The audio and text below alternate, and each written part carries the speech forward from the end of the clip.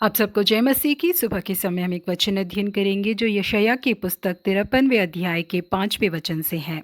परंतु वह हमारे ही अपराधों के कारण घायल किया गया, वह हमारे अधर्म के कामों के कारण कुचला गया, हमारी ही शांति के लिए उस पर ताड़ना पड़ी और उसके कोड़े खाने से हम लोग चंगे हो गए।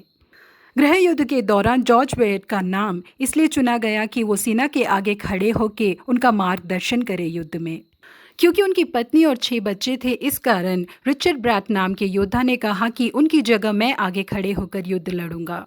वो जॉर्ज बेट के नाम से और उन्हीं की जगह में वहां पर लड़ने के लिए आगे खड़ा हुआ। युद्ध के दौरान रिचर्ड ब्रैट की मृत्यु हो गई और कुछ समय बाद अधिकारी लोगों को पता चला कि जॉर्ज बेट की मृत्यु नहीं हुई है, बल्कि उनकी जगह पे रिचर्ड ब्रैट की मृत्यु हुई है। इस कारण उन लोगों ने आदेश दिया कि जॉर्ज को दोबारा युद्ध के लिए हाजिर होना पड़ेगा। लेकिन उन्होंने साफ मना कर दिया। उन्होंने कहा कि मेरे बदले मेरी जगह पे मेरे नाम से प्रॉट की मृत्यु हो चुकी है। यदि आपको शक है तो आप कागजात को जाकर देखिए। जॉर्ज वेड के स्थान पर उनके नाम के बदले रिचर्ड प्रैट की मृत्यु हो चुकी है करके वहां लिखा होगा। सुनते ही अधिकारी लोगों ने उन्हें छोड़ दिया। जिस जगह पर उन्हें मरना था उस जगह पर उन्होंने अपने प्रतिनिधि के तौर पर अपने मित्र को खड़ा कर दिया था। जी हाँ, प्रिय परमेश्वर के लोगों, बिल्कुल इसी तरह से जिस स्थान पे हमें मरना था उस मृत्यु से हमें बचाकर यीशु मसीह ने क्रूस की मृत्यु को अपने ऊपर उठा लिया। हमने जो गलती की है उन सब की सजा हमें ही मिलनी चाहिए, लेकिन हम सुरक्षित बच जाए इसलिए जो यीशु मसीह पाप को ही नहीं जानते थे हमारी जगह पर बलि हो गए। उनका लहू हमारे सारे पापों को धोकर हमें शुद्ध करने के लिए सामर्थ्यमय है। पुराने जमाने में इजरायली लोगों के पापों के लिए 2 भेड़ों को लाया जाता था।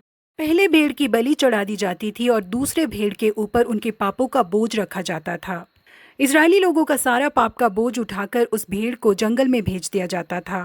बिल्कुल इसी भेड़ की तरह यीशु मसीह भी पूरे संसार के पापों का बोझ उठाकर शहर के बाहर क्रूस पर चढ़ाए गए।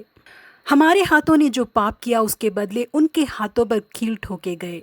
हमारे पैरों को जिस जगह नहीं जाना था उस जगह जाने की वजह से उनके पैरों पर कील ठोके गए। हमारे दिमाग में हमने जो बुरी बातों को सोचा इस वजह से उनके सिर पर कांटों के मुकुट को पहनाया गया। उनका पूरा शरीर फाड़ा गया। जो परमेश्वर बिल्कुल भी पाप को नहीं जानते थे उनके शरीर से लहू एक नदी की तरह बहा। जी हाँ, प्रिय परमेश्वर के लोगों, क्योंकि यीशु मसीह हमसे बेहद प्रेम करते हैं इस वजह से उन्होंने हमारी जगह ले ली। इतने बड़े प्रेम की अपेक्षा हम किसी से भी नहीं कर सकते हैं।